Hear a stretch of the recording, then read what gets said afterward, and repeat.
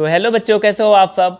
बच्चों आज के इस वीडियो में हम फिजिक्स के कुछ ऐसे क्वेश्चन को देखने वाले हैं जो कि बोर्ड के एग्जाम में 2 से 3 नंबर के हर साल पूछे जाने के चांसेस ज़्यादा रहते हैं और साथ ही साथ उसका सल्यूशन भी करेंगे। ठीक है बच्चों, तो वीडियो के लास्ट तक आप बने रहिएगा। मुझे पूरा विश्वास है कि ये वीडियो आपके लिए बहुत ज़्यादा हेल्पफुल होने वाला है। देखो जैसे पहला क्वेश्चन क्या है बच्चों, कूलाम के नियम का सदिश रूप हमको लिखना है। ठीक है, तो देखो यहाँ पे क्या होता है बच्चों, यफ बराबर क्या होता है 1/4 pi epsilon naught into Q1 Q2 by R square होता है। यहाँ ध्यान देना, यहाँ पे आपको आर कैप लगाना है, यहाँ पे वेक्टर लगाना है। अगर आपने यहाँ पे आर कैप लगा दिया तो बच्चों यही कूलाम के नियम का सदिश रूप होता है। बात समझ में आई। अगर यहाँ पे आर कैप नहीं लगाओगे, आप वेक्टर आर लगाओगे तो ध्यान देना यहाँ पर आर क्यू हो जाता है। वेक्टर जब यहाँ पर आर लगेगा तो यहाँ पे क्या हो जाएगा बच्चों, आर क्यूब हो जाएगा। समझ में आया आपको। क्योंकि देखो कभी कभी ऑप्शन में देता है कि बताओ कूलाम के नियम का सदिश रूप निम्न में से कौन है, तो यहाँ पर जब क्यूब दिया रहेगा तो यहाँ पर आर पे कैप नहीं होता, आर पे वेक्टर हो जाएगा। इतनी बात क्लियर। चलो दूसरे क्वेश्चन की बात करते हैं। वैद्युत द्विध्रुव आघूर्ण क्या होता है, उसकी दिशा बताना है। तो देखो दो वैद्युत द्विध्रुव आघूर्ण होता है, P बराबर क्या होता है, Q इंटू 2L होता है। यही ना होता है, P बराबर Q इंटू 2L। मतलब वैद्युत द्विध्रुव में, वैद्युत द्विध्रुव क्या होता है, -Q और +Q आवेशों से मिलकर बना होता है और इसके बीच की दूरी मान लेते हैं 2L है। तो वह निकाय या वैद्युत द्विध्रुव में किसी एक आवेश और दोनों आवेशों के बीच के दूरी के गुणनफल को वैद्युत द्विध्रुव आघूर्ण कहते हैं। एक ऐसी राशि होती है बच्चों, तो ये सदिश राशि होती है। समझ में आया। जब सदिश राशि होगा तो उसमें दिशा होगा, तो इसकी जो दिशा होती है वैद्युत द्विध्रुव आघूर्ण की दिशा जो होती है क्या होती है, वैद्युत क्षेत्र के विपरीत होती है या वैद्युत बल के विपरीत बोल सकते हैं, या तो बोल सकते हैं माइनस से प्लस की ओर होती है। इतना ध्यान देना बच्चों, माइनस से प्लस की ओर होता है, ऋणात्मक से धनात्मक की ओर होता है। जबकि अगर वैद्युत बल की बात करेंगे तो ये धनात्मक से ऋणात्मक की ओर होता है। समझ में आया। यही दिशा वैद्युत क्षेत्र की भी होती है, लेकिन यहाँ पे हमको वैद्युत द्विध्रुव आघूर्ण की पूछा है तो इसकी दिशा विपरीत होगी। किसके, इसके वैद्युत बल के विपरीत, अर्थात कह सकते हैं माइनस से प्लस बता सकते हैं या बता सकते हैं वैद्युत बल के विपरीत होती है। आप दोनों में से कोई भी आंसर आप लिख सकते हैं यहाँ पे। ठीक है बच्चों, अगला देखो वैद्युत द्विध्रुव पर बल आघूर्ण क्या होता है। देखो इसमें क्या होता है, टाउ बराबर क्या होता है बच्चों, PE साइन थीटा होता है।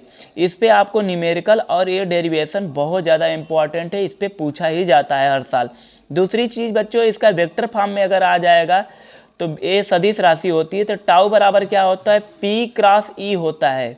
याद रखना इसका फार्मूला क्या होता है, वेक्टर टाउ बराबर P क्रॉस E। P क्या होता है, वैद्युत द्विध्रुव आघूर्ण, और E क्या होता है, वैद्युत क्षेत्र की तीव्रता। तो इन दोनों का क्रॉस मल्टीप्लिकेशन होता है। अगर बच्चों इसमें दिशा भी अगर आपसे पूछ देगा तो दिशा क्या होती है, जिन दोनों का क्रॉस होता है, कहीं भी अगर आपको क्रॉस दिख रहा है तो उसकी दिशा क्या होगी, इन दोनों के लंबवत होती है। अर्थात कह सकते हैं जो टाउ की दिशा होगी, टाउ की दिशा क्या होगी बच्चों, P तथा E के लंबवत होगी बच्चों। ठीक है, इतनी बात समझ में आई। अगर देखो कभी भी कहीं भी अगर आपको पूछा, जैसे देखो बच्चों यहाँ पे मैंने लिखा कि वेक्टर A बराबर मान लो vector P cross vector Q। अगर मैंने A की दिशा पूछूंगा तो इन दोनों के लंबवत होगा, A की दिशा इन दोनों के P और Q के लंबवत होगा। समझ में आई बात। इसी प्रकार यहाँ पर ध्यान देना बच्चों, जो टाउ की दिशा होगी P क्रॉस E के लंबवत होगी। आपको समझ में आ गया बढ़िया से। इसका मात्रक आप लोग मुझे कमेंट करके बताइएगा कि वैद्युत द्विध्रुव में बल आघूर्ण का जो मात्रक होगा वो क्या होगा। ठीक, अब देखो अच्छी निरक्षी स्थिति में वैद्युत क्षेत्र की तीव्रता का आपको सूत्र लिखना है, बहुत ज़्यादा इंपॉर्टेंट होता है इसका डेरिवेशन। जैसे सूत्र क्या होगा, अच्छी स्थिति में E बराबर 1/4 पाई एप्सिलॉन नॉट। यहाँ पर अगर परावैद्युतांक माने हो कि परावैद्युत माध्यम जो भी, तो यहाँ के लिखोगे, नहीं माने हो तो कुछ मत लिखना, कोई दिक्कत नहीं है। 2P/RQ होगा। एक किसके लिए होगा बच्चों, अच्छी स्थिति में वैद्युत क्षेत्र की तीव्रता। बात करते हैं निरक्षी स्थिति में, तो निरक्षी स्थिति में यही चीज़ होता है, बस थोड़ी सी चेंजिंग होती है। 1/4 pi epsilon naught into P/RQ हो जाता है बच्चों। जहाँ पे 2P था वहाँ पे क्या हो जाएगा, P/RQ। समझ में आई बात? इतनी बात समझ में आई आपको कि नहीं? देखो अब इसका भी आपको सदिश रूप लिखना होता है। जब बच्चों अच्छी स्थिति का सदिश रूप लिखोगे 2 नंबर में पूछा जाएगा तो वेक्टर यहाँ पे लगाओगे, वेक्टर यहाँ पे लगाओगे और कुछ भी ज़्यादा करने की ज़रूरत नहीं है। लेकिन अगर इस पे पूछा जाएगा अच्छी स्थिति में निरक्षी स्थिति का सदिश रूप बच्चों, तो यहाँ वेक्टर लगाओगे, यहाँ वेक्टर लगाओगे, लेकिन यहाँ पे माइनस जुड़ जाएगा। यहाँ पे आगे क्या करोगे, इसके माइनस आपको दिखाना पड़ेगा। बात समझ में आई बच्चों? निरक्षी स्थिति में वैद्युत क्षेत्र की तीव्रता क्या होगा, मैं बोल दे रहा हूँ, समझ जाओ। वेक्टर E बराबर 1/4πε0 इंटू माइनस वेक्टर P/RQ। जबकि इसमें बच्चों बस यही रहेगा, यहाँ वेक्टर और यहाँ वेक्टर आपको लगा देना है। तो ये रहा हमारा 4 क्वेश्चन। चलिए अगले क्वेश्चन की अब हम लोग बात करते हैं। तो बच्चों अगला क्वेश्चन जो हम लोगों का है ये है कि जब कोई इलेक्ट्रॉन, यहाँ पर क्वेश्चन आपको दिख रहा होगा कि जब कोई इलेक्ट्रॉन वैद्युत क्षेत्र में उसके लंबवत प्रवेश करता है तो उसका गमन क्षेत्र कैसा होगा। ध्यान देना बच्चों, जब लंबवत प्रवेश करेगा, याद रखना, जब लंबवत प्रवेश करता है तो उसका गमन क्षेत्र कैसा होता है, परवलयाकार, परवलयाकार होता है बच्चों। किसमें, वैद्युत क्षेत्र में जब इलेक्ट्रॉन प्रवेश करेगा। जब समांतर प्रवेश करेगा तो क्या होगा, समांतर करता है तो सरल रेखा, मतलब एक सरल रेखा के फॉर्म में होता है ना, मतलब सीधी रेखा होती है। और जब बच्चों किसी कोण पे प्रदर्शित करे, मतलब एंट्री करेगा, जब किसी कोण मान लेते हैं थीटा कोण पर जाता है वैद्युत क्षेत्र में, 30 अंश के कोण पे जाता है या 15 अंश के कोण पे जाता है या 40 अंश के कोण पे जाता है, कौन, इलेक्ट्रॉन। लंबवत जाएगा तो परवलयाकार हो गया, सीधा जाएगा तो सरल रेखा हो गया। लेकिन मान लो कि किसी कोण पे गया, तब क्या होगा, तो उस समय उसका आंसर बच्चों, उस समय उसका आंसर हम कहेंगे कुंडली नुमा या सर्पिलाकार, कुंडली नुमा होता है उसका, ठीक है। ऐसे स्ट्रक्चर हो जाता है ना, हेलिक्स बोलते हैं उसको, हेलिक्स स्ट्रक्चर, ठीक है बच्चों। तो इस तरीके से अगर वैद्युत क्षेत्र में कोई इलेक्ट्रॉन लंबवत प्रवेश करेगा तो परवलयाकार, सीधा प्रवेश करेगा तो सरल रेखा, किसी कोण पे जा रहा है तो कुंडली नुमा होता है। जबकि एक चीज़ मैं यहीं आपको बता देना चाहता हूं कि जब चुंबकीय क्षेत्र में, चुंबकीय क्षेत्र में इलेक्ट्रॉन प्रवेश करेगा बच्चों, कब, कैसे, लंबवत, तो इसका क्षेत्र कैसा हो जाता है, या उसका गमन क्षेत्र कैसा हो जाता है बच्चों, तो उसका हो जाता है वृत्ताकार, ठीक है। उसका कैसा हो जाएगा, वृत्ताकार हो जाता है। याद रखना, जब चुंबकीय क्षेत्र के लंबवत प्रवेश करेगा तो वृत्ताकार होता है, जब वैद्युत क्षेत्र के लंबवत प्रवेश करेगा तो परवलयाकार होता है, ठीक है। चलिए अगला देखते हैं हम लोग। एक इलेक्ट्रॉन बच्चों चुंबकीय क्षेत्र के लंबवत, देखो वही चीज़ आ गया ना यहाँ पे, एक इलेक्ट्रॉन चुंबकीय क्षेत्र के लंबवत प्रवेश करता है तो उसका गमन क्षेत्र कैसा होगा, अरे भैया वृत्ताकार होगा, वृत्ताकार होगा इसका आंसर। अभी तो सर बताए हैं आपको, यहाँ होगा वृत्ताकार, देख लो ना। अगला है, अगला क्वेश्चन देखो कि समांतर जब प्रवेश करेगा तो क्या होगा, वही बात है, सरल रेखा, बात सरल रेखा। और किसी कोण पर प्रवेश करेगा तो वही कुंडली नुमा, इसमें भी कर लेंगे। समझ में आया बच्चों? चलिए बात करते हैं अगले क्वेश्चन की। द्विध्रुव पर लगने वाला शुद्ध स्थानांतरण बल क्या होता है, ठीक है बच्चों। द्विध्रुव पर लगने वाला शुद्ध स्थानांतरण बल क्या होता है। तो यहाँ पे बच्चों जो द्विध्रुव पर लगने वाला शुद्ध स्थानांतरण बल होगा वो क्या होगा, 0 होगा। कितना होता है आंसर इसका, 0। ध्यान देना कि जैसे मान लो कोई वैद्युत द्विध्रुव है तो यहाँ -q आवे से, यहाँ पे +q आवे से, ठीक है। तो इस पे जो बल लगेगा वैद्युत क्षेत्र में क्या लगेगा, F बराबर Q इंटू ई लगेगा, जबकि इस पे भी F बराबर Q इंटू ई लगेगा। तो जो स्थानांतरण बल हो जाएगा वो क्या होगा, QE माइनस QE बराबर क्या होगा, 0 होगा। समझ में आया? चलिए अगला ध्यान दीजिए, क्या है कि 5 × 10⁻⁻8 कूलाम आवेश से कितनी दूरी पर वैद्युत क्षेत्र की तीव्रता 450 वोल्ट प्रति मीटर होगी। दूरी पूछा है बच्चों, ठीक है।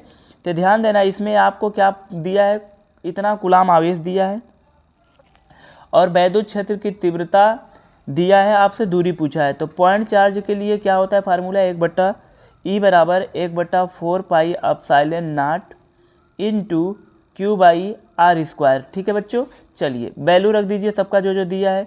E की वैल्यू कितना दिया है, वैद्युत क्षेत्र की जो तीव्रता है उसकी वैल्यू दे दिया है 450।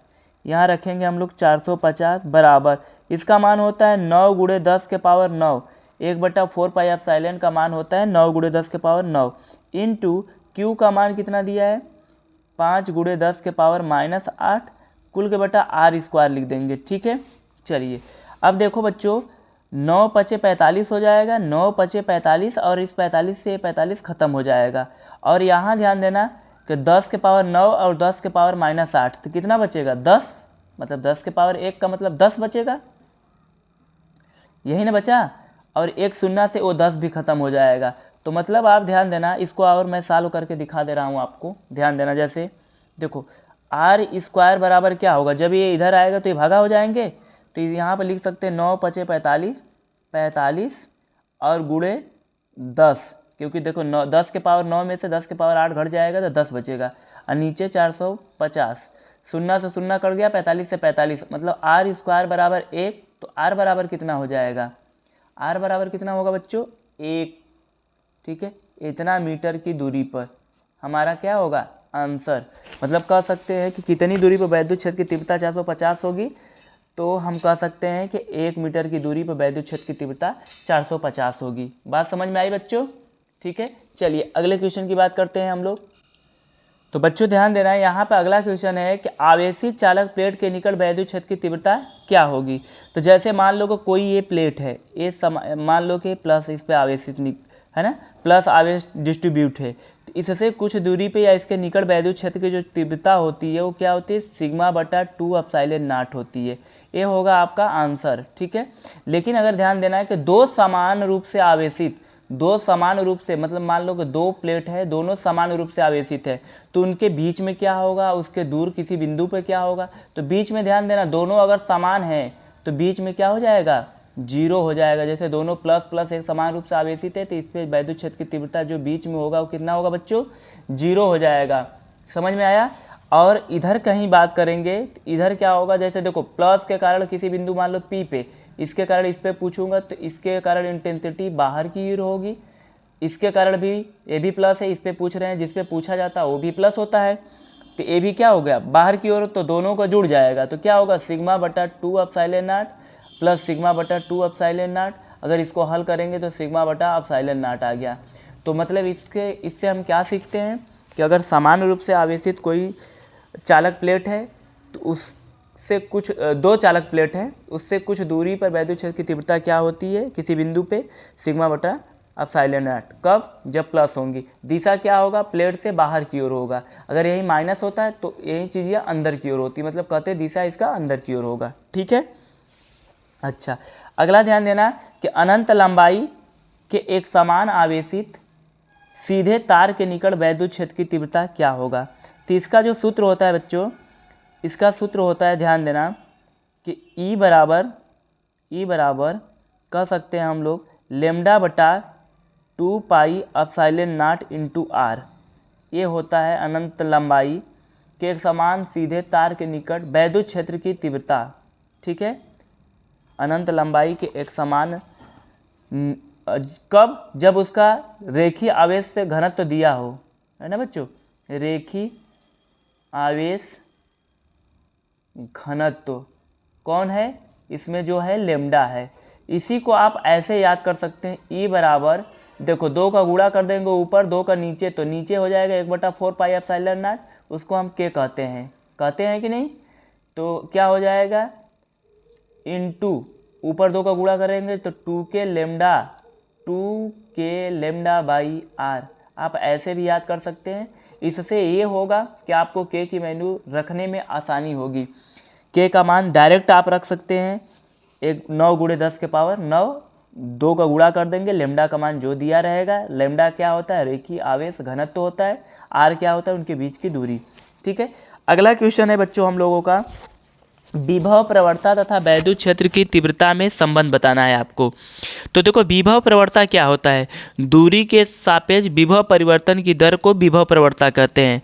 वैद्युत क्षेत्र की तीव्रता और विभव प्रवणता में संबंध क्या होता है, तो यही होता है ई बराबर क्या लिखेंगे, minus del V by del X. यही होता है वैद्युत क्षेत्र की तीव्रता और विभव प्रवणता में संबंध। ठीक है बच्चों, अब आगे ध्यान देना, इसकी अगर बीमा अगर आपसे पूछा जाएगा बीमा, तो बीमा ये होता है एम एल टी के पावर -3 ए के पावर -1, मतलब ए इनवर्स बोल सकते हो, तो ये इसकी बीमा हो जाएगी। ठीक है, देखो ना, विभव की बीमा रखोगे और नीचे किसकी बीमा रखोगे, नीचे जो दूरी होती है उसकी बीमा रखोगे। ठीक है, इतनी बात क्लियर हो गई। सम विभव पृष्ठ क्या होता है, इसे मोस्ट इंपॉर्टेंट में रखना, इसके गुण भी पूछता है। ठीक है ना बच्चों, तो सम विभव पृष्ठ क्या होता है, देखो वैद्युत क्षेत्र में खींचा गया ऐसा पृष्ठ, जैसा मैं लिख रहा हूँ, वैद्युत क्षेत्र में खींचा गया ऐसा पृष्ठ जिसके प्रत्येक बिंदु पर विभव समान हो। वैद्युत क्षेत्र में खींचा गया ऐसा पृष्ठ जिसके प्रत्येक बिंदु पर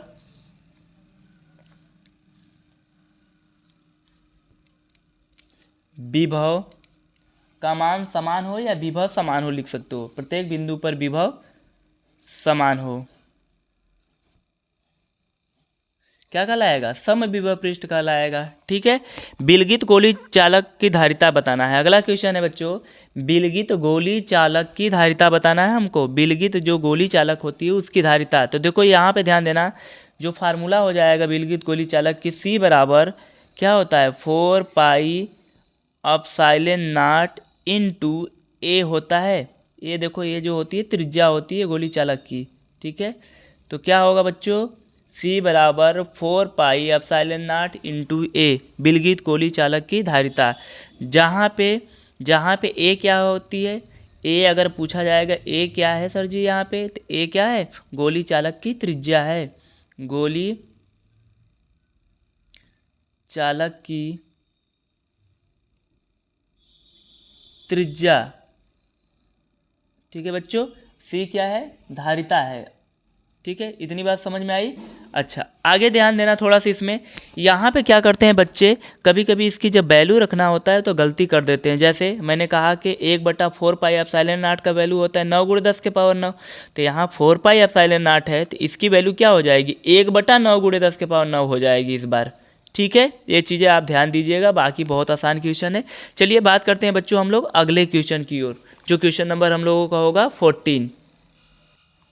तो बच्चों अगला क्वेश्चन जो है हम लोगों का मोस्ट इम्पॉर्टेंट है, मतलब एक अच्छा क्वेश्चन है। क्वेश्चन क्या है, एक समान वैद्युत क्षेत्र, देखो आप थोड़ा वीडियो की क्वालिटी बढ़ा लेना ना बच्चों, वीडियो की क्वालिटी अगर आप बढ़ा लेते हो तो थोड़ा आपको और क्लियर दिखाई देगा।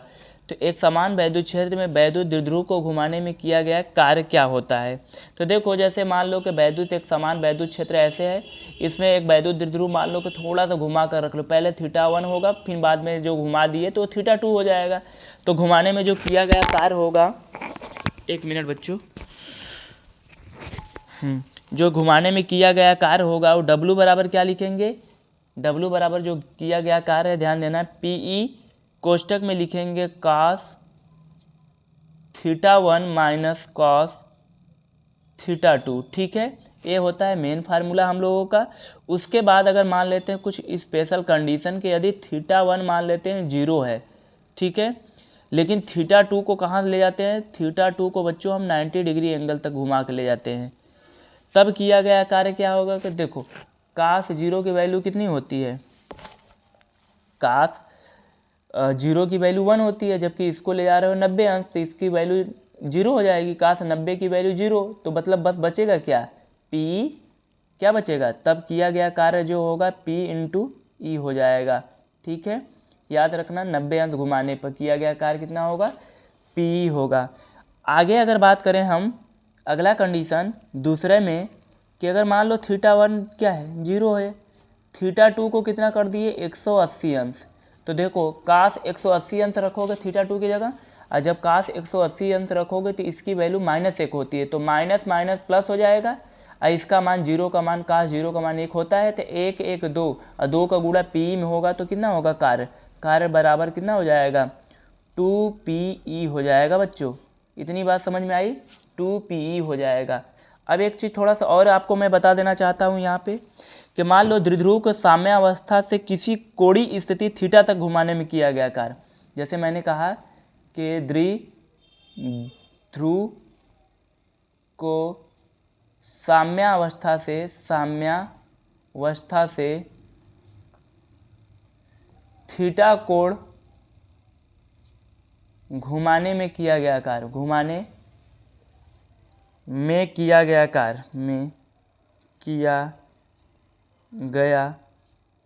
कार्य क्या होगा। मैं इसकी बात करूं, अगर आपसे इस क्वेश्चन का आंसर बस आपको इतना लिखना था, बाकी मैं आपको थोड़ा सा ये चीज़ें जो बता रहा हूँ ये एक्स्ट्रा चीज़ें हैं, आपको ये जानकारी रखनी चाहिए, ठीक है। इससे भी क्वेश्चन पूछा जाता है। तो देखो यहीं दिया साम्यावस्था से थीटा कोण घुमाने में किया गया कार्य। तो पहली स्थिति क्या थी, साम्यावस्था, मतलब उसमें कोई कोण नहीं था, तो θ1 0 हो गया और θ2 की वैल्यू क्या है थीटा। तो यहाँ पे हम कह सकते हैं W बराबर जो कार्य होगा P कोष्टक में 1, क्योंकि साम्यावस्था मतलब इसके वैल्यू 0 रखोगे तो इसका मान 1 आ जाएगा और माइनस कास थीटा हो जाएगा। ये हो जाएगा बच्चों इस क्वेश्चन का आंसर, ठीक है। अब इस पे न्यूमेरिकल कैसे पूछेगा कि मान लो किसी द्विध्रुव को साम्यावस्था से 30 अंश कोण घुमाने या 30 अंश घुमाने में वैद्युत द्विध्रुव द्वारा किया गया कार्य क्या होगा। तो W बराबर P कोष्टक में 1 माइनस कास 30 अंश रखना, ठीक है। 60 अंश घुमाने पे तो 60 अंश रखना, जो भी होगा बच्चों ऐसे लगाओगे। अगर आपका कॉन्सेप्ट क्लियर रहेगा तो देखो सवाल न्यूमेरिकल जो भी होता है बहुत आसान आता है, बहुत जल्दी आप कर सकते हो, ठीक है। चलिए बात करते हैं अगले क्वेश्चन की बच्चों। अगला क्वेश्चन जो हम लोगों का है वो हम लोगों का क्या है कि धारा घनत्व तो क्या है, धारा घनत्व तथा अनुगमन वेग में आपको संबंध बताना है, ठीक है। धारा घनत्व तो क्या है, यहाँ पे ध्यान दीजिएगा, धारा घनत्व तो क्या है, धारा घनत्व तथा अनुगमन वेग में संबंध बताना है। तो धारा घनत्व तो पहले क्या होता है बच्चों, इसकी डिफिनेशन देखो, चालक के एकांक क्षेत्रफल से, लिखेंगे क्या, चालक के एकांक क्षेत्रफल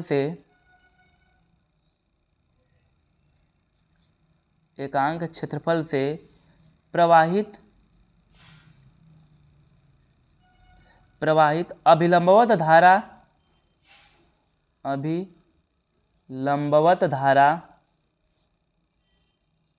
ठीक है बच्चों, प्रवाहित अभिलंबवत धारा को धारा घनत्व कहते हैं, को धारा घनत्व कहते हैं। देखो ये क्या होता है, ये जो होता है धारा घनत्व J बराबर क्या होता है I/A होता है, ठीक है, ये होता है। लेकिन हमसे क्या पूछा है बच्चों, यहाँ ध्यान देना, धारा घनत्व और अनुगमन वेग में संबंध। तो ये होता है J बराबर, धारा घनत्व J बराबर, इसको J से प्रदर्शित करते हैं, J बराबर ये होता है NEVD, जहाँ VD क्या है अनुगमन वेग है, ये संबंध होगा। लिखेंगे जहाँ VD बराबर क्या है अनुगमन वेग। तो ये हमारा हो गया बच्चों इस क्वेश्चन का आंसर। अगला क्वेश्चन देखिए, थोड़ा ये भी इम्पोर्टेंट है, इसको भी अच्छे से आपको तैयार करना चाहिए, सारे क्वेश्चन इम्पोर्टेंट है बच्चों। धात्विक चालक एवं टार्च बल्ब के लिए विभवांतर व धारा के बीच ग्राफ बताना है। तो देखो धात्विक चालक के लिए जो ग्राफ बनता है, विभवांतर और धारा के बीच में एक सरल रेखा बनती है, जबकि टार्च बल्ब के लिए I और V में ग्राफ जो बनता है ऐसे कर्व करके बनेगा, ठीक है। तो इस तरीके से आपको ये ग्राफ भी आपको तैयार करके जाना है बच्चों। बात समझ में आई। चलिए इस क्वेश्चन का भी आप स्क्रीनशॉट कर लीजिए, ठीक है। एक बार वीडियो अगर आपको आगे चला गया, वीडियो रोक कर आप स्क्रीनशॉट कर लीजिए बच्चों, क्योंकि ये सारे क्वेश्चन आपको हेल्प करेंगे। अगला क्वेश्चन है बच्चों हम लोगों का, निम्न पर ताप का प्रभाव पड़ेगा, मतलब ताप का प्रभाव आपको बताना है। धातु के तार पर, अगर धातु के तार पे ताप बढ़ाओगे तो उस पर किसका जो प्रतिरोध होगा, यहाँ पे बच्चों थोड़ा सा मिसमैच हो गया, प्रतिरोध, ठीक है, प्रतिरोध का मान क्या होगा। निम्न पर ताप पर क्या प्रभाव पड़ेगा, धातु के तार पर प्रतिरोध, सब में प्रतिरोध जोड़ना है ना, प्रतिरोध धातु का तार है, उस पर ताप बढ़ाओगे तो उसका प्रतिरोध का मान क्या होगा। ठीक है, तो याद रखना एक चीज़ आपको सबसे पहले मैं बता देना चाहता हूँ, यहाँ पे ध्यान देना, ये चीज़ें कॉन्सेप्ट आपको पता होना चाहिए। R बराबर ml/ne² टाउ ए होता है फार्मूला। यहाँ से ध्यान देना R जो होगा व्युत्क्रमानुपाती होती है टाउ के। टाउ क्या है? श्रांति काल। टाउ क्या होता है बच्चों? श्रांति काल होता है। इसको बोल सकते हैं कौन सा काल? श्रांति काल। ठीक है, टाउ श्रांति काल होता है। तो जब देखो श्रांति काल का मान बढ़ेगा तो प्रतिरोध का मान क्या होगा? घटेगा। तो धातुओं के लिए ध्यान देना, धातुओं के लिए ताप बढ़ाने पर श्रांति, किसी भी लिए ताप बढ़ाओगे ना तो जब ताप बढ़ाते हैं हम लोग, एक चीज़ ध्यान देना कि जब टेम्परेचर बढ़ाते हैं तो टाउ का मान घटता है। टाउ का मान क्या होगा? घटेगा जनरली। तो यहाँ से ध्यान देना बच्चों, धातु के लिए जो होगा ताप बढ़ाने पर, जब ताप बढ़ाओगे तो उसके प्रतिरोध का मान भी बढ़ता है। ठीक है, क्योंकि श्रांति काल का मान घटेगा। और धातु जो मिश्र धातु होंगे, मिश्र धातु के लिए बढ़ता है लेकिन कम बढ़ेगा। चालक, अर्धचालक और धातु, इन दोनों के कंपेयर में कम बढ़ेगा, मतलब बढ़ेगा कम बढ़ेगा। ठीक है, कम बढ़ेगा। ठीक है बच्चों, लेकिन अगर बात करेंगे अर्धचालक के लिए ध्यान देना, ताप बढ़ाने पर प्रतिरोध का मान क्या होता है? घटता है। यहाँ पे ये चीज़ें ध्यान देना, इसके लिए घटता है, ये इम्पॉर्टेंट है आपके लिए। ठीक है, इसका मान ऋणात्मक में होता है ना, ऋणात्मक दिखाता है। तो ये चीज़ें ध्यान देना कि जब अर्धचालकों के लिए ताप बढ़ाते हैं तो उसके प्रतिरोध का मान क्या होता है बच्चों? घटता है। ठीक, चलिए आगे बात करते हैं। दो समांतर धारावाही तारों के बीच लगने वाला बल। और डेरिवेशन तो आपको इस बार बोर्ड के एग्जाम में देखने को जरूर मिलेगा। ठीक, चलिए अब इस पे ध्यान देना, क्वेश्चन कैसे पूछेगा, फार्मूला क्या होता है। फार्मूला हमसे पूछा है तो हम μ0/2 लिखेंगे। इनटू क्या करेंगे बच्चों? I1/R, यही हो गया हमारा ये फार्मूला। लेकिन ध्यान देना इनटू यल करते हैं, उनके बीच की दूरी, लंबाई जो होती है ना, लंबाई एल करेंगे। अब प्रति एकांक लंबाई में बल पूछेगा तो इस लंबाई का क्या करते हैं? इधर भागा दे देंगे। तो ये इस क्वेश्चन का आंसर हो गया। अगला ध्यान देना, अगला क्वेश्चन क्या है बच्चों? बायो-सेवर्ट के नियम का सदिश रूप लिखिए। मोस्ट इम्पॉर्टेंट है बच्चों, मोस्ट इम्पॉर्टेंट है। कल के पेपर में अगर दिखेगा आपको तो छोड़िएगा नहीं। देखो b बराबर होता है वेक्टर b बराबर μ0/4 वेक्टर b बराबर μ0/4 इंटू आई, ध्यान देना dl इंटू r, मतलब क्रॉस करके होता है यहाँ पे, बाई RQ होता है। यही होता है बच्चों बायो-सेवर्ट के नियम का सदिश रूप। ये ध्यान देना, जो dl r है, अगर क्रॉस मल्टीप्लिकेशन कोई चीज़ होता है, जैसे देखो dl इंटू r का क्रॉस है, इसको हटाओगे तो क्या होगा? dl r साइन थीटा जुड़ जाता है कि नहीं? dl r साइन थीटा जुड़ जाता है। तो एक r से फिर ये वाला r कट जाएगा तो μ0/2 into ideal sine theta by r² आ जाता है। कब? जब वेक्टर फॉर्म में हम नहीं लिखते हैं तो यहाँ r² आएगा, और जब वेक्टर फॉर्म में लिखते हैं तो यहाँ पे क्या आएगा? r³ आएगा। क्या आएगा बच्चों? r³ आएगा। तो ये बहुत ज़्यादा इंपॉर्टेंट क्वेश्चन है आपके बोर्ड के एग्जाम के लिए। ठीक है, इसे आप अच्छे से तैयार करिएगा। ठीक, चलिए बात करते हैं अगले क्वेश्चन की बच्चों। अगला क्वेश्चन है बच्चों हम लोगों का कि देखो चुंबकशीलता μ0 तथा वैद्युतशीलता ε0। निर्वात की जो चुंबकशीलता होती है बच्चों, निर्वात की वैद्युतशीलता में संबंध स्थापित करना है। ठीक है, तो आपको ये पता ही होगा कि 1/4 इंटू, या इसकी वैल्यू क्या होती है? देखो 9 × 10⁻9 होती है।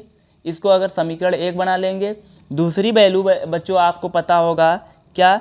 μ0 के फॉर्म में जो होता है μ0/4 की जो वैल्यू होती है, इसका जो मान होता है 10⁻−7। इसको समीकरण 2 बना लेंगे। समीकरण 1 में 2 का भागा दीजिए, लिखेंगे समीकरण 1/2 से। जब भागा दोगे बच्चों तो ध्यान देना यहाँ पे 4 से 4 कट जाएगा, और ये μ0 का ε0 में क्या होगा? गुणा हो जाएगा। देखो इतना बटा इतना, कुल के बटा इतना बटा इतना, जब ये ऊपर जाएगा तो ये नीचवा रह जाएगा ना। तो इसको लिख सकते हैं 1/μ0 इंटू ε0 बराबर, जब इसमें इसका भागा देंगे तो देखो 9 × 10⁻9 और नीचे बटा में करके होगा 10⁻ -7। जब भाई -7 भी ऊपर जाएगा तो क्या होगा, 10 के पावर प्लस में 7, तो 9 7 16 हो गया। तो इसको लिख सकते हैं 9 गुणे 10 के पावर 16। अच्छा, इसको आप क्या कर सकते हो बच्चों, इसको क्या कर सकते हो आप, इसको आप क्या कर सकते हो, इसको अगर हमें लिखना होगा तो आगे लिखेंगे 1/μ0 इंटू एप्सिलॉन नॉट बराबर 3 गुणे 10 के पावर 8 पूरे का होल स्क्वायर लिख सकते हैं। 3 का स्क्वायर 9 और 10 के पावर 8 का स्क्वायर 10 के पावर 16। तो अगली लाइन देखो क्या लिखेंगे, 1/μ0 एप्सिलॉन नॉट बराबर 3 गुणे 10 के पावर 8 किसका मान होता है, सी का, निर्वात में प्रकाश की चाल होती है, यही ना होती बच्चों। तो सी का स्क्वायर, तो सी बराबर क्या होगा, जब सी स्क्वायर यहाँ से हटाओगे आप लोग तो यहाँ पर करड़ी लग जाएगा, तो इसको लिख सकते हैं करड़ी में, है ना बच्चों, करड़ी में μ0 इंटू एप्सिलॉन नॉट, मतलब इन दोनों में जो रिलेशन होगा करड़ी में क्या होगा, μ0 इंटू एप्सिलॉन नॉट। ठीक है, अगले क्वेश्चन की ओर चलते हैं हम लोग, अगले क्वेश्चन की ओर चलते हैं बच्चों हम लोग। अगला क्वेश्चन क्या है, ध्यान देना, चल कुंडली धारा मापी की धारा सुग्राहिता का व्यंजक लिखिए, या फिर ऐसे पूछता है कि चल कुंडली धारा मापी की धारा सुग्राहिता को कैसे बढ़ाएंगे। तो जो बच्चे बहुत अच्छे से तैयारी करके जाते हैं उन बच्चों के लिए एक क्वेश्चन बहुत ज़्यादा रामबाण होने वाला है, क्योंकि देखो तैयारी अच्छा से कर लेता है बच्चा लेकिन ऐसे क्वेश्चन को छोड़ देता है। तो देखो, धारा मापी की धारा सुग्राहिता क्या होती है, यह कुंडली में प्रवाहित प्रति एकांक धारा के लिए उत्पन्न विक्षेप के बराबर होती है। यह कुंडली में प्रवाहित प्रति एकांक धारा के लिए उत्पन्न विक्षेप के बराबर होती है। धारा सुग्राहिता बराबर 5/I बोलते हैं धारा सुग्राहिता को। ठीक है, तो फार्मूला क्या होगा, 5/I या NAB/C, जहाँ C क्या है, मरोड़ दृढ़ता है बच्चों, मरोड़ दृढ़ता है, और N क्या है, कुंडली में फेरों की संख्या। बात रही है धारा सुग्राहिता की। अगर मैं बोलूं कि धारा सुग्राहिता को कैसे बढ़ाया जा सकता है, चल कुंडली मापी में या चल कुंडली धारा मापी में धारा की सुग्राहिता को कैसे बढ़ाओगे, तो बताओ कैसे बढ़ाओगे। कुंडली में फेरों की संख्या को बढ़ाकर, मरोड़ दृढ़ता के मान को कम करके बोल सकते हो, क्योंकि देखो व्युत्क्रमानुपाती है, तो इसके मान को कम करो या बोल दो कि कुंडली में फेरों की संख्या बढ़ा दो। जब ये बढ़ेगा तो इधर का भी बढ़ेगा। तो एक क्वेश्चन आपका इंपॉर्टेंट क्वेश्चन रहा बच्चों। ठीक है, अगला देखो क्वेश्चन क्या है, चुंबकीय द्विध्रुव आघूर्ण का मात्रक व बीमा लिखना है। ठीक है बच्चों, क्या, चुंबकीय द्विध्रुव आघूर्ण का मात्रक व बीमा। तो मात्रक क्या होगा, मात्रक जो होता है इसका बच्चों ampere metre square, ampere metre square, और बीमा क्या हो जाएगा, बीमा एम्पियर का ए होगा और मीटर स्क्वायर का एल स्क्वायर होगा, तो ये हो जाएगा उसका बीमा और ये हो जाएगा उसका मात्रक। ठीक है बच्चों, चलिए इसको स्क्रीनशॉट कर लीजिए, फिर हम लोग अगले क्वेश्चन पर चलते हैं। ठीक है बच्चों, तो अगला क्वेश्चन है बच्चों, भूचुंबकत्व के अवयवों में आपस में संबंध लिखिए। देखो भूचुंबकत्व के अवयव कौन होते हैं, उसका जो ध्रुव का क्षैतिज घटक होता है, ऊर्ध्व घटक होता है, नतिकोण होता है। तो तीनों में रिलेशन होता है tan थीटा बराबर V/H, tan थीटा बराबर V/H। भूचुंबकत्व के अवयव यही ना होते हैं, नतिकोण या नमन कोण, और उसका जो क्षैतिज घटक होता है और ऊर्ध्व घटक होता है। तो बच्चों इसमें जो भी होगा वो कौन सा घटक हो जाएगा, ऊर्ध्व घटक हो जाएगा। जो H होता है कैपिटल वो कैसा हो जाएगा, क्षैतिज घटक हो जाएगा, और जो थीटा था वो नतिकोण हो गया। इन तीनों में, एक मिनट माइक थोड़ा से छूट जा रहा है बच्चों, हाँ आवाज़ क्लियर हो रही है, आवाज़ क्लियर जा रही है बच्चों। तो देखो यही होता है भूचुंबकत्व के अवयव में आपस में संबंध, tan थीटा बराबर V/H, मतलब बोल सकते हैं जो V होगा ऊर्ध्व घटक होगा, H होगा क्षैतिज घटक। ठीक है बच्चों, अब देखो यहाँ से जो थोड़ा से ज़्यादा इंपॉर्टेंट क्वेश्चन, और ज़्यादा इन सबसे भी ज़्यादा इंपॉर्टेंट है, क्या इंपॉर्टेंट है बच्चों, जैसे देखो क्वेश्चन क्या है, क्या हम बोल सकते हैं धारा मापी को वोल्ट मीटर में कैसे बदलेंगे, धारा मापी को वोल्ट मीटर में कैसे बदलेंगे। तो जो देखो बच्चों, उच्च प्रतिरोध के शंट को धारा मापी के साथ श्रेणी क्रम में जोड़ के इसको लिखेंगे उच्च प्रतिरोध। याद रखना है उच्च प्रतिरोध का शंट किसमें जोड़ा जाता है, वोल्ट मीटर में बदलने के लिए, ऐसे भी क्वेश्चन पूछता है। तो उच्च प्रतिरोध के शंट को ठीक है बच्चों, धारा मापी बोल सकते हैं, धारा मापी के साथ श्रेणी क्रम में जोड़कर, के साथ श्रेणी क्रम में जोड़कर बच्चों, ठीक है। इतनी बात आप लिख देंगे तो आपको 2 नंबर बिल्कुल मिलेगा। पूछा जाएगा धारा मापी को वोल्ट मीटर में कैसे बदलेंगे, तो उच्च प्रतिरोध के शंट को धारा मापी के साथ श्रेणी क्रम में जोड़ा जाता है, ठीक है। अच्छा, एक ध्यान देना एक और बात, आदर्श वोल्ट मीटर जो होता है, आदर्श वोल्ट मीटर, उसका प्रतिरोध कितना होता है? आदर्श वोल्ट मीटर का प्रतिरोध कितना होता है? अनंत होता है ना। लिख सकते हैं, थोड़ा सा एक्स्ट्रा करके अगर आपको लिखना है तो यहाँ पर लिख सकते हैं आदर्श, मैंने ये बता दे रहा हूँ, आप इसको जानते रहिए। आदर्श वोल्ट मीटर का प्रतिरोध कितना होता है बच्चों? अनंत होता है, ठीक है। जबकि आदर्श अमीटर का प्रतिरोध कितना होता है? 0 होता है। ये बात जानते रहिए ना। तो चलिए अगले क्वेश्चन की बात करते हैं। अगले क्वेश्चन की बात करते हैं, धारा मापी को अमीटर में कैसे बदलेंगे। अब धारा मापी को अमीटर में बदलना है बच्चों। अगले बार क्या था? वोल्ट मीटर में था, इस बार अमीटर में। तो वही चीज़ यहाँ जो उच्च प्रतिरोध है इसको निम्न प्रतिरोध कर देंगे। तो लिखेंगे निम्न प्रतिरोध के शंट को, प्रतिरोध के शंट को, ठीक है बच्चों, निम्न प्रतिरोध के शंट को धारा मापी के साथ, धारा मापी के साथ इस बार समांतर क्रम हो जाएगा। क्या हो जाएगा? समांतर क्रम में जोड़कर अमीटर में बदलते हैं, जोड़कर, ठीक है। आपको इस बार समांतर क्रम में ध्यान देना होगा। इसमें जो की पॉइंट थोड़ा सा और एक्स्ट्रा आपको जानना है, आदर्श अमीटर का प्रतिरोध कितना होता है? तो अभी मैंने बताया था, आदर्श अमीटर का प्रतिरोध कितना होता है बच्चों? 0 होता है। एक और आपको मैं बातें बताना चाहता हूँ बच्चों, यहाँ पे एक बातें और बताना चाहता हूँ, याद रखना, उसको बहुत अच्छे से तैयार कर लेना। जैसे वोल्ट मीटर को परिपथ में समांतर क्रम, जबकि अमीटर को श्रेणी क्रम में जोड़ते हैं, ठीक है। याद रखना, अगर परिपथ में बात करेगा तो वोल्ट मीटर को किसमें? समांतर क्रम में जोड़ेंगे, और जो अमीटर होगा उसको श्रेणी क्रम में। बदलते कैसे हैं वो अलग बात है। जैसे धारा मापी को वोल्ट मीटर में बदलने के लिए श्रेणी क्रम में जोड़े हो, धारा मापी को अमीटर में बदलने के लिए समांतर क्रम में जोड़े हो। लेकिन अगर परिपथ में जोड़ना होगा बच्चों, इनको परिपथ में जोड़ना होगा, तो वोल्ट मीटर को परिपथ में समांतर क्रम में जोड़ते हैं, जबकि अमीटर को परिपथ में श्रेणी क्रम में जोड़ते हैं। इस मेरे लाइन को वीडियो रोककर एक बार आप लिख लीजिएगा कि वोल्ट मीटर को परिपथ में समांतर क्रम में, जबकि अमीटर को बच्चों परिपथ में श्रेणी क्रम में जोड़ते हैं। इतनी बात क्लियर हो गई। चलो अगला क्वेश्चन देखते हैं, लेंज का नियम, इसे भी आप मोस्ट इंपॉर्टेंट रखिएगा। ये देखो क्या होता है ना, ये इसको जो पैदा करता है उसी का ये विरोध करता है, मतलब एक उसी कारक का विरोध करता है जिससे ये उत्पन्न होता है। जैसे देखो लेंज का नियम, किसी परिपथ में प्रेरित वैद्युत वाहक बल अथवा प्रेरित धारा की दिशा सदैव ऐसी होती है कि यह उस कारण का विरोध करती है जिससे यह स्वयं उत्पन्न होता है। मतलब ये जिससे उत्पन्न होगा उसी का ये क्या करेगा बच्चों?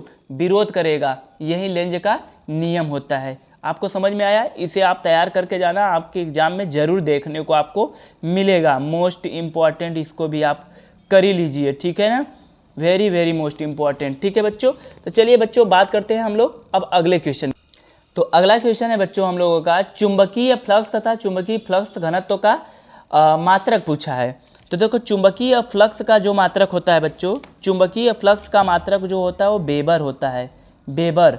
जबकि चुंबकीय फ्लक्स घनत्व का जो मात्रक होता है वेबर पर मीटर स्क्वायर होता है, वेबर पर मीटर स्क्वायर। या फिर इसको ऐसे भी बोल सकते हो आप, टेस्ला भी बोल सकते हो, टेस्ला।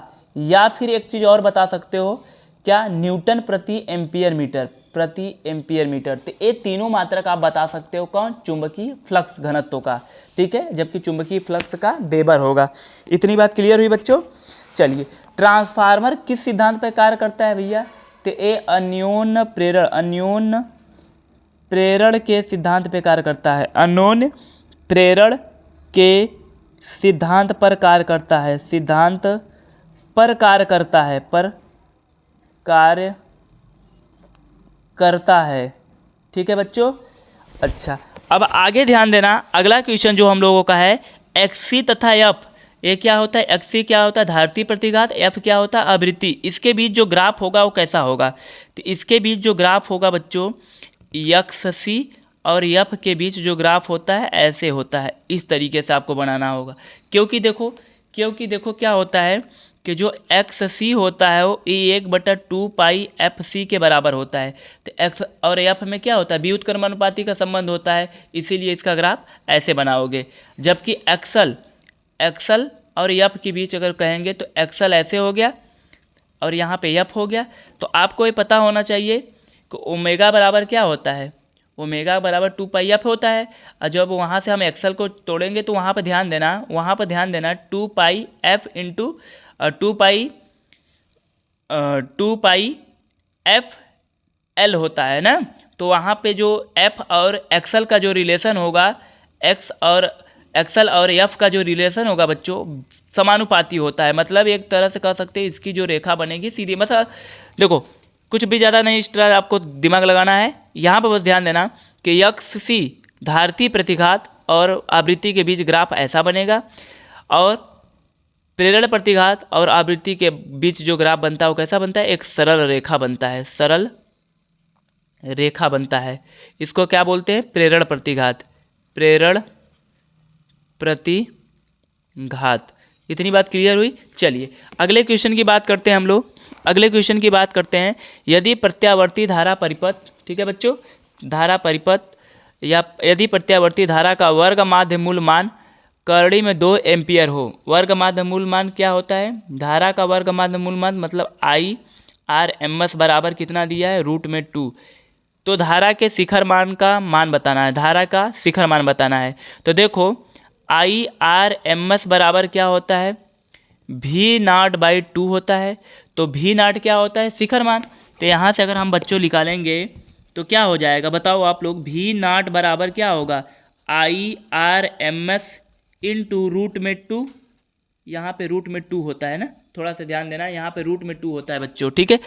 IRMS बराबर V0/√2। तो V0 बराबर क्या हो जाएगा, V0 बराबर क्या हो जाएगा IRMS इंटू √2। IRMS की वैल्यू कितना दिया है √2, मतलब करड़ी में 2, और इसका भी मान दिया है यहाँ पे गुणा में करड़ी में 2 पहले से है। तो दोनों का जब गुणा होगा तो करड़ी में 2 और करड़ी में 2 कितना हो जाएगा 2 एम्पियर। कितना हो जाएगा बच्चों 2 एम्पियर इसका आंसर हो जाएगा, ठीक है। चलिए बात करते हैं अगले क्वेश्चन की ओर। बच्चों अगला क्वेश्चन है हम लोगों का, अनुनाद की स्थिति क्या है, व्यंजक लिखिए। अनुनाद की स्थिति क्या होती है, जब प्रेरण प्रतिघात एक्सल व धारतीय प्रतिघात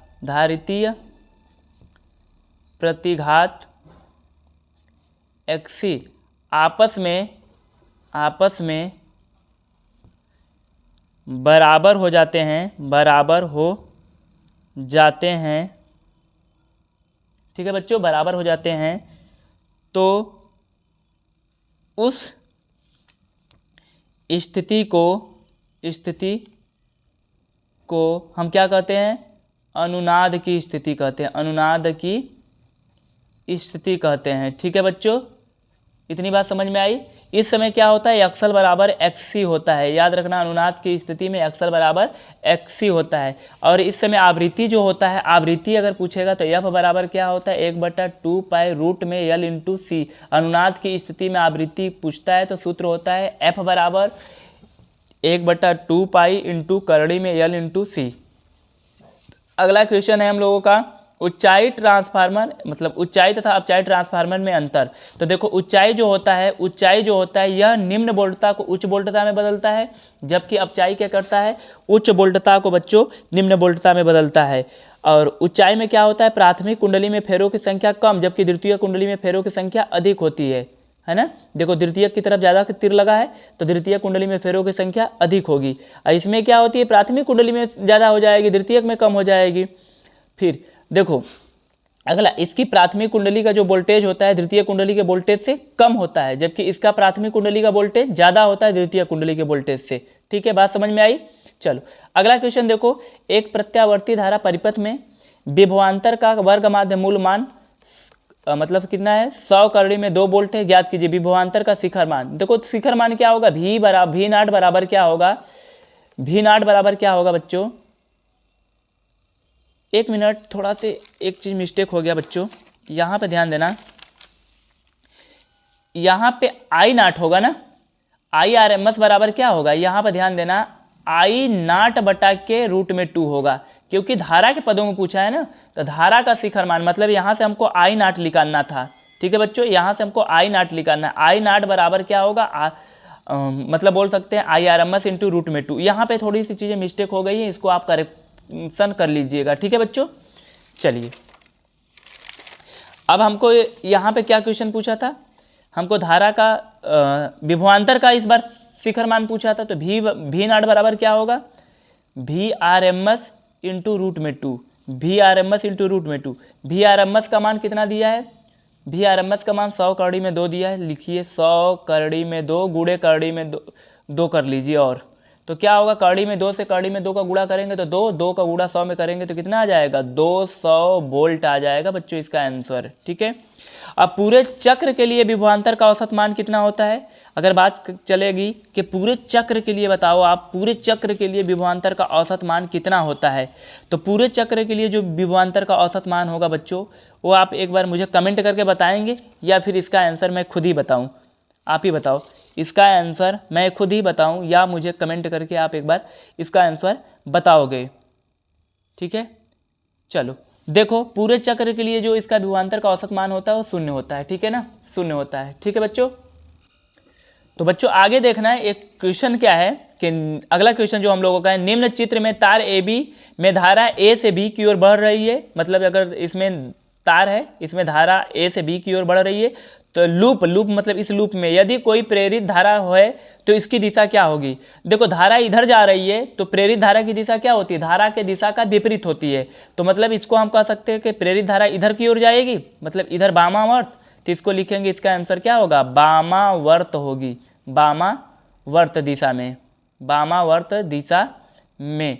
ठीक है, समझ में आए कि नहीं, प्रेरित धारा की दिशा क्या हो जाएगी, वामावर्त दिशा में हो जाएगी। ठीक है, अगला देखो, अगला क्वेश्चन जो ज़्यादा इंपॉर्टेंट है, इसको भी ध्यान देना कि 10 ओम प्रतिरोध तथा 10 हेनरी प्रेरकत्व की एक कुंडली 50 वोल्ट की बैटरी से जुड़ी है, जो दिया है उसको लिख लो। प्रेरकत्व कितना दिया है, 10 ओम लिखा है, लिख लेते हैं 10 ओम। और क्या दिया है, एक मिनट बच्चों, ये जो 10 ओम प्रतिरोध दिया है वो आर का मान दिया है, एक मिनट यहाँ पे ऐसे लिखते हैं, जो आर का मान दिया है वो कितना दिया है, 10 ओम। ठीक है बच्चों, और हेनरी प्रेरकत्व मतलब एल का मान जो दिया है 10 हेनरी, एल को प्रेरकत्व को प्रदर्शित करने के लिए एल से लिखते हैं, डिनोट करते हैं। 50 वोल्ट की बैटरी से जुड़ी है, भी का मान कितना दे दिया है, 50 वोल्ट, 50 वोल्ट। यहाँ से सबसे पहले आप आई निकाल लो, तो आई बराबर क्या होगा, भी बटा आर होगा। भी का मान कितना है भैया, 50, आर का मान कितना है, 10।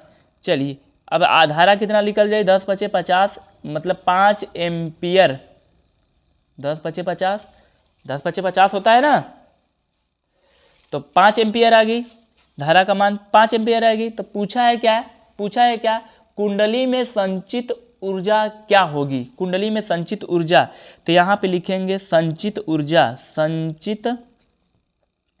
ऊर्जा, या लिख सकते हैं कुंडली में संचित ऊर्जा, U बराबर होता है 1/2 LI का होल स्क्वायर। चलो 1/2 लिख लो, L का मान कितना है, L का मान भैया 10 है, I का मान कितना आ गया है 5, 5 का होल स्क्वायर कर लो। ठीक है, इसको ऐसे करके इधर भी हल कर देते हैं। तो देखो U बराबर हम क्या लिखेंगे, 1/2 गुणे 10 गुणे 5 का होल स्क्वायर 25 हो जाएगा। अब इसको 2 से 10 को काटोगे तो 5 आएगा, तो U बराबर क्या होगा, 5 गुणे 25, 25 पचे 125, मतलब इसका आंसर आएगा 125 जूल। ठीक है बच्चों, तो ये रहा इसका आंसर। ये क्वेश्चन भी आप लोगों के लिए बहुत ज़्यादा इंपॉर्टेंट है। ठीक है, ये बहुत ज़्यादा इंपॉर्टेंट है बच्चों, इसको भी आप एक बार स्क्रीनशॉट कर लीजिए। बाकी मैं यही रिकमेंड करूँगा कि आप फार्मूले को पूरे अच्छे तरीके से तैयार कर लीजिए। ठीक है बच्चों, तो चलिए बच्चों, आप लोगों को ये वीडियो कैसा लगा मुझे कमेंट करके बताइए, और आपको किस टॉपिक पे अगला वीडियो चाहिए वो भी मुझे बताइएगा। तो मिलते हैं अगले वीडियो में, तब तक के लिए बच्चों धन्यवाद। जल्द ही इसका सेकंड पार्ट मैं लेकर आऊँगा। ठीक है बच्चों, चलिए टेक केयर, बाय।